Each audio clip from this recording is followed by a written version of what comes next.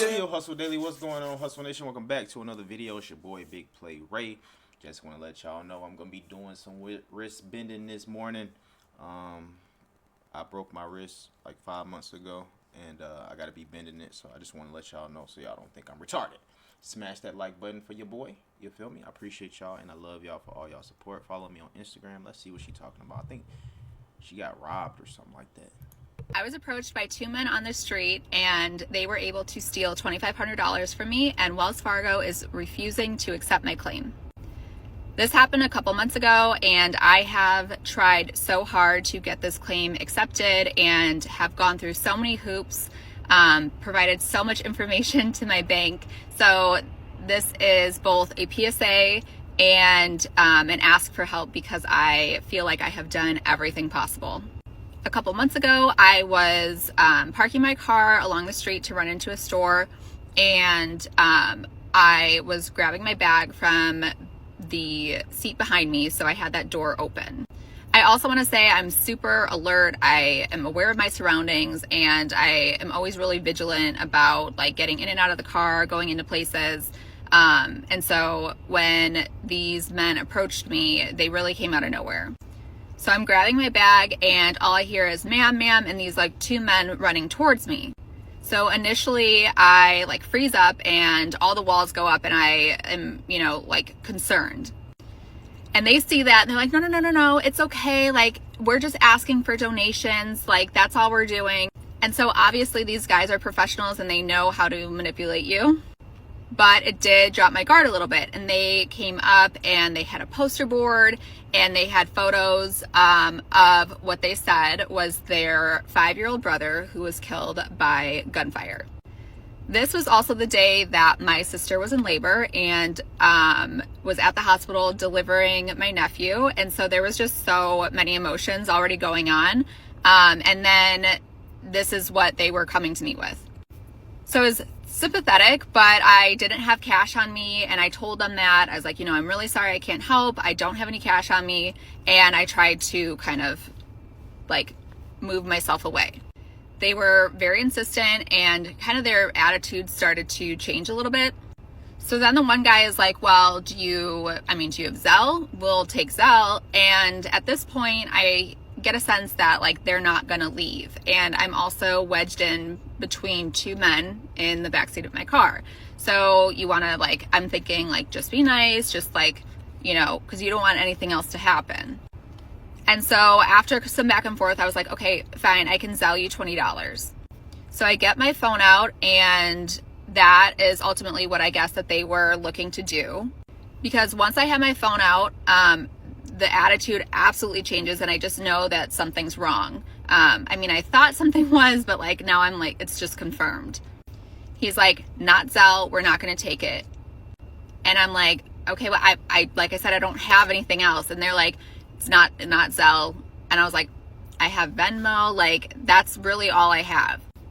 And so they're getting a little bit more intimidating, and the other guy now is talking about things, and you kind of get into the space where you like just are like, something's wrong, and I just want to get out of here. And yes, I wish I would have like screamed or something, I don't know, but like it's just, you're just scared. So while they're talking and I'm like in this like state of mind, they're like getting closer and closer to me, which I realize is ultimately how they were able to get the money. Because after that, I'm like, I had asked them a couple times, can you back up, can you like just give me some space? And then like I don't know, time was like irrelevant, but then all of a sudden they just like run away.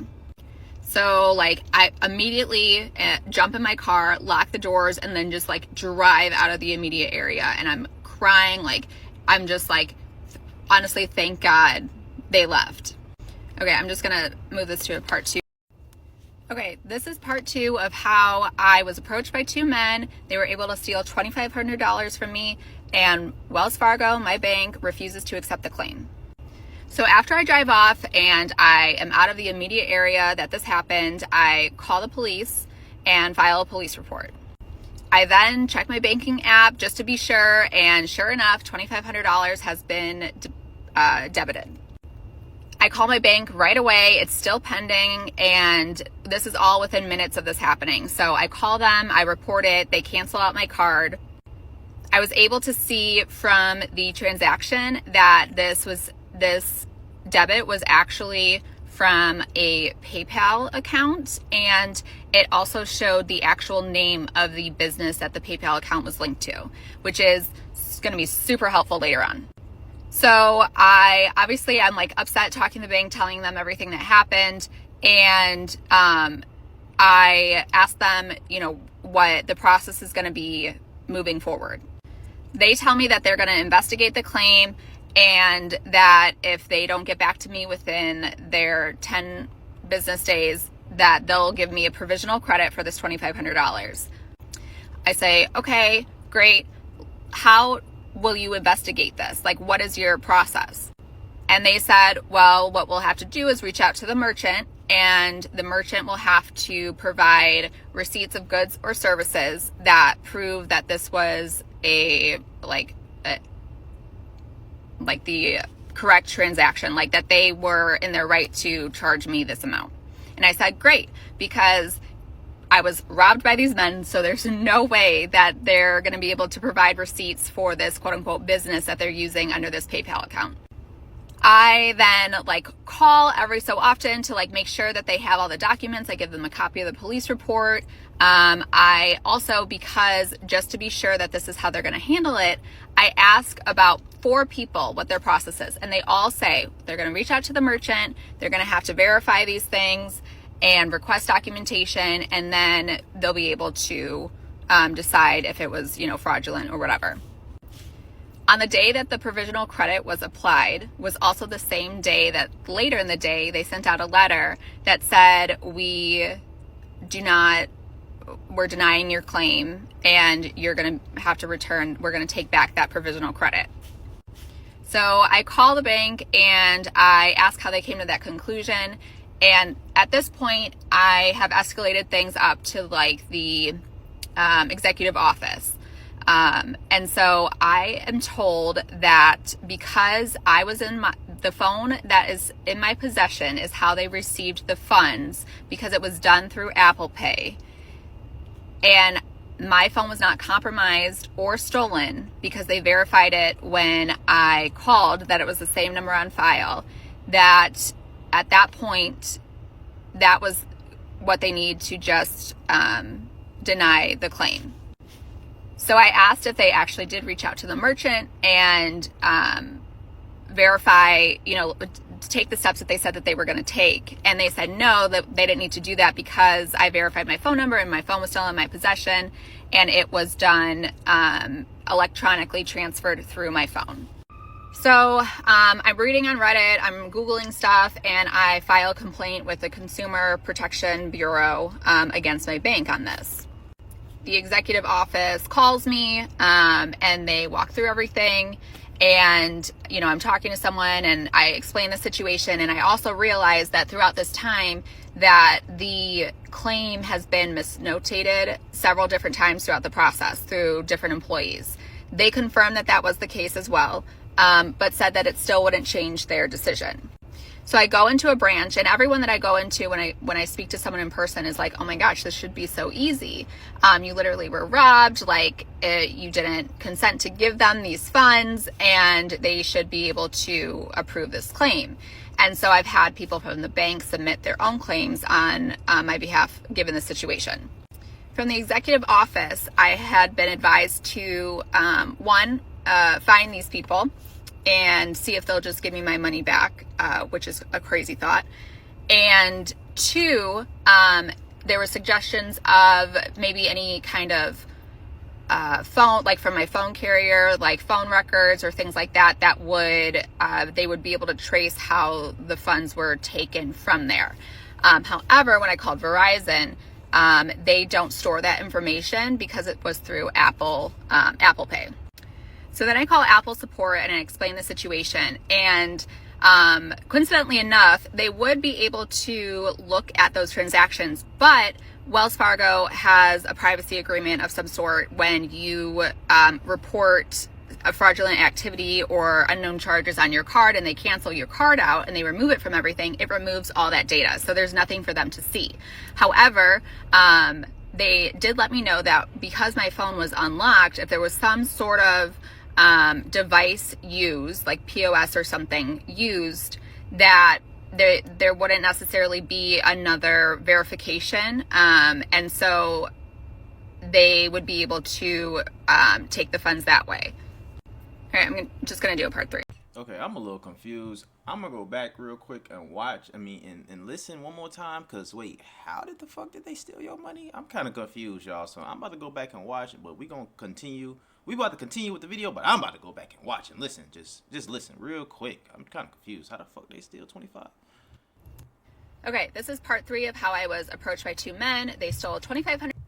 Okay, it's some type of device they got or something like that. Okay. And my bank, Wells Fargo, refuses to accept the claim. So I, at this point, have gathered so much information for Wells Fargo and provided everything in detail to them. I also found out that that police report that they requested that I gave to them was never even looked at. So at this point, I feel like I'm kind of on my own, and I am just going to do my own investigating and see what I can find out. So this is when I turn to PayPal. So I call PayPal, and I've spent so much time on the phone with these people, but through calling multiple people, getting information from them, I was able to track down this PayPal business, and also found out that there were several other reports that were being processed from them. Because I was able to find the username of this business on PayPal, I was able to track down the transactions, and this one PayPal employee actually gave me quite a bit of information and disclosed that a lot of claims have been made, that there's several from the time that happened, and that they were able to actually locate the transaction that happened with me and gave me that transaction ID. I gave all this information to Wells Fargo. I told them that I was told that the FBI is involved. This is clearly like a fraudulent thing that they're doing, and that PayPal can't do anything because it wasn't like a PayPal to PayPal transaction. This is when I found out of how they're actually using, what they're actually using to get these payments. Yeah, because I was about to say PayPal, man. PayPal giving you your money back. PayPal do all type of shit. You know what I'm saying? You can sell something, and if somebody do a claim, PayPal giving you your money back. They is for their customers for sure. So PayPal has a device through Zettle, which is like a POS system, and they recently came out with a no hardware system that like nothing plugs into your phone. It basically just creates its own POS system. You have to have a business account. I even tried to get one. It is like tricky to even set one up. There's like so many questions, but somehow these people were able to get one. Oh, and I should add that the owner of this business is absolutely not the people that I was approached by. So I provide Wells Fargo the transaction ID. I give them all of the other information. I provide them the business name, like the username, literally everything. I'm doing so much investigative work because at this point I'm like, these people just like, it was traumatic, and then they're just going to get away with this, and my bank is just like, I don't know what to tell you. So I guess me being nosy got out to quite a few people at PayPal, and I was really trying to do my digging, and I know like I'm not their customers, so they technically can't tell me all of the information, but some people were just nicer than others, and also realizing that these people are criminals. So I was directed to the back office of PayPal, and I spoke to someone there, and they said, we're sorry, we can't do anything. We literally can't like press a button to do it like your bank has to do it. Like, we understand that this happened. We see it on our end. We don't understand why your bank just won't issue the chargeback in order for us to just take care of this. Wells Fargo essentially told me that I was complicit in a fraudulent scheme, and that is not their responsibility.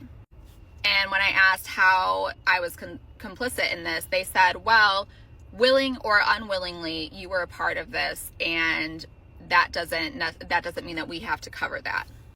So I addressed their zero liability that they promote, things like that. And they said, right, but we're determining that you were essentially like, there's like this caveat that we're saying that you're not a part of this. And I said, well, PayPal is saying like, just please press the button essentially. And they're like, at this point, there's nothing we can do. You can go the direction of law enforcement. You can reach out to the merchant yourself, which is still crazy that they keep recommending that.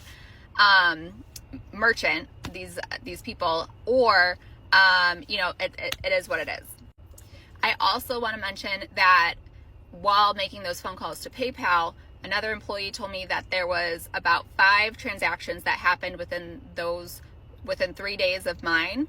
And that's how they were able to locate my transaction. And all of those were being flagged by those banks and sent back to whoever those banks' clients are. So I guess my ask to the TikTok community is, if you made it this far, how can I possibly go, what other approach can I take for my bank to be able to approve this claim?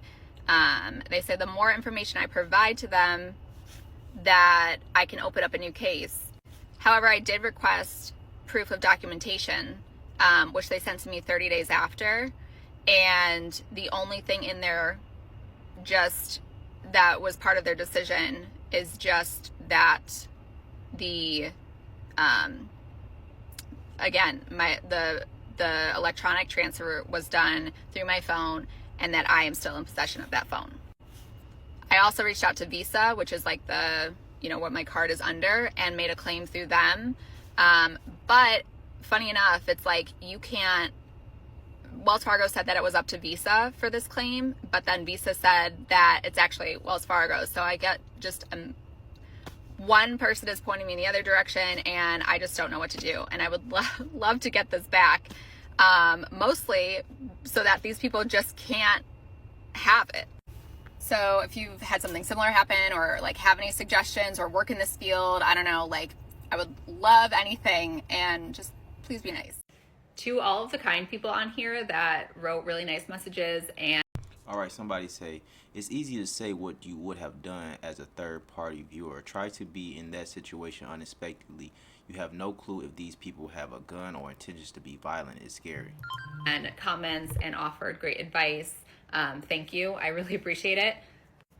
I've also connected with quite a few people that this has happened to. I've lived here for over 10 years and nothing like this has happened to me. And it was just a traumatic experience, and I replay it over my head all the time. And trust me, I wish I would have done things differently. It just happened to be the perfect combination of events and the situation where I ultimately didn't know what to do. And I really was just trying to make sure that nothing else happened or nothing worse happened. So I know there's questions. I feel like I answered all of them within the comments. I really contemplated just taking this down just because it was already a stressful situation, and I really didn't expect this to get as much attention as it did. But I ultimately do hope that this reaches someone, and hopefully it prevents this from happening to someone else. So the last thing I'll speak on is something that I learned today from one of the detectives, which I think is a great piece of advice for everyone to have. And that is, if you are going to use your Apple Wallet, that prepaid MasterCards, not Visa, just prepaid MasterCards, are able to be linked to your Apple Wallet. That way, if you're going to use it and you need maybe money for an emergency or something, it's, capped at a certain amount, and then they don't have access to anything else. Okay, so I'm going to make one last video addressing a lot of the questions that I got in the comments, even though Okay, she didn't send money through through Apple Pay. They used a POS and scanned her Apple Pay just like a merchant would. They pretended like they wanted her to send money, but the scam was just get her to... Well, I did answer the majority of these questions in the comments. They seem to be getting lost. I also see that only a handful of people watch the entire video, and so obviously people just ask a lot of questions and not even watch the whole video, but that's fine. Which is but then very I'm gonna turn weird. the comments off because it's just overwhelming at this point, and I received a ton of great information from people.